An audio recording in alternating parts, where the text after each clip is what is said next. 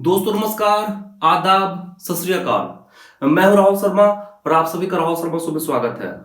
भारत का इतिहास इस चर्चा को हम आगे बढ़ा रहे हैं और आज हम प्रवेश करने जा रहे हैं चौथी शताब्दी ईसा पूर्व में जो भारत पर विदेशी आक्रमण हुए। खासकर दो आक्रमण हुए थे विदेशी, एक ईरानी आक्रमण थे और दूसरा यूनानी आक्रमण थे। और इन दोनों का जब आक्रमण हुआ तो भारत के अलग अलग क्षेत्रों पर क्या क्या प्रभाव पड़ा, इन सारे विषयों पे चर्चा करेंगे। तो वीडियो को स्किप ना करें, पूरा देखें। तो चलिए शुरू करते हैं।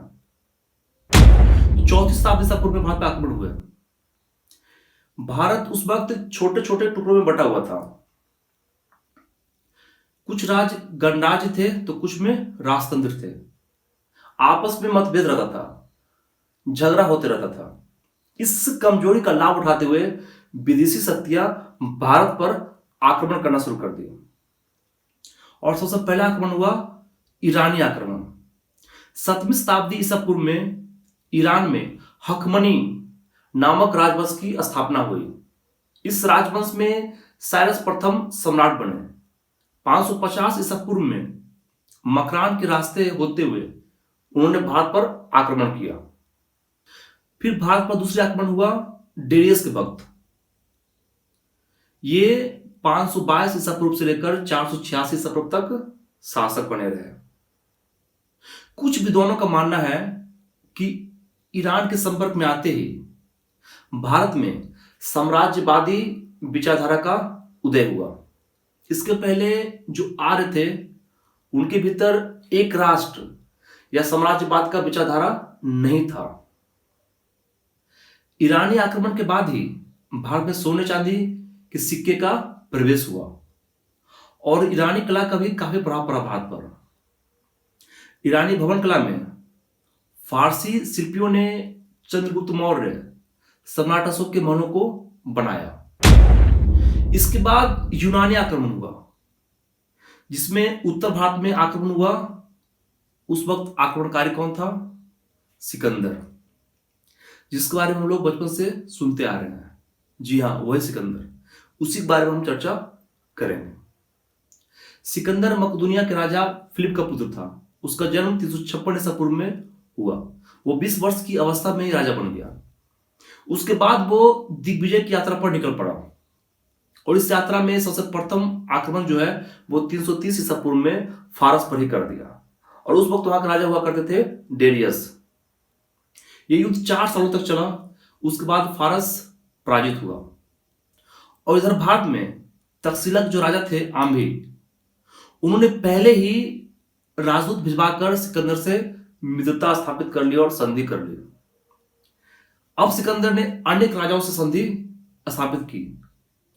लेकिन असली कहानी तब शुरू होती है जब झेलम नदी के पार पोरस ने सिकंदर की संधि प्रस्ताव को ठुकरा दिया और युद्ध के लिए ललकारा। सिकंदर ने भी न बर्सा युद्ध देखी न कुछ, उसने भी पोरस पर आक्रमण कर दिया। पोरस ने अपने पुत्र को युद्ध में भेजा। इस युद्ध में 20,000 घुड़सवारी थे और 120 रथ शामिल थे। लेकिन सिकंदर ने पूरा जोर युद्ध पर लगा दिया, जिसकी वजह से पोरस का पुत्र मारा गया। उसके बाद पोरस खुद युद्ध में उतरा। पोरस ने सिकंदर की सेनाओं को रोकना शुरू कर दिया। लेकिन एक गलती हो गई पोरस से। पोरस हाथी पर बैठकर युद्ध कर रहा था और जब हाथी घायल हुआ तो हाथी ने अपने ही सेना को रोकना शुरू कर दिया। और इस स्थिति का लाभ उठाया सिकंदर ने।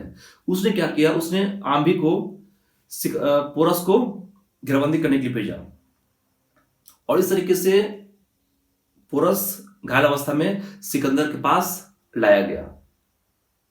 और सिकंदर ने उससे एक बड़ा ही प्यारा सवाल किया कि तुम्हारे साथ कैसा व्यवहार किया जाए।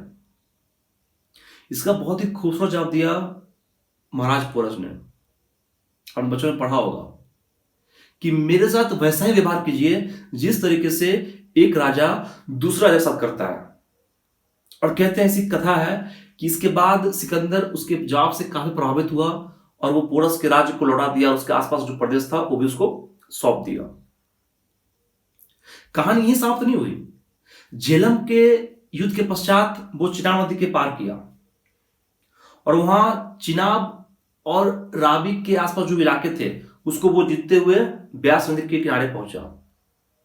लेकिन इस युद्ध में उसके 17,000 यूनानी सेना मारे गए और 70,000 उसके जो साथी थे, सेना थे, वो बंदी बनाए गए।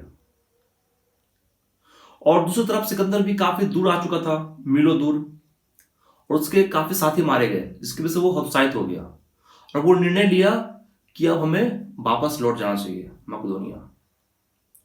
इसलिए वो नवंबर 326 ईसा पूर्व में झेलम नदी को पार करते हुए लौटना चालू कर दिया और जा पहुंचा झेलम नदी और चिनाब नदी के संगम पर।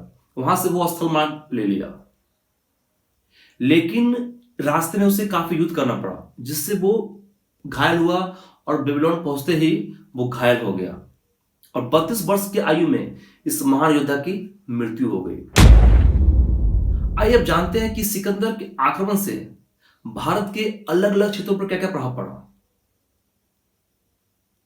बहुत सारे इतिहासकार का कहना है कि सिकंदर के आक्रमण से कोई प्रभाव नहीं पड़ा, क्योंकि एक आकस्मिक घटना था। सिकंदर आंधी की तरह आया और तूफान की तरह चला गया। लेकिन कुछ विद्वानों का कहना है कि नहीं, सिकंदर का जो आक्रमण है एक महत्वपूर्ण घटना है।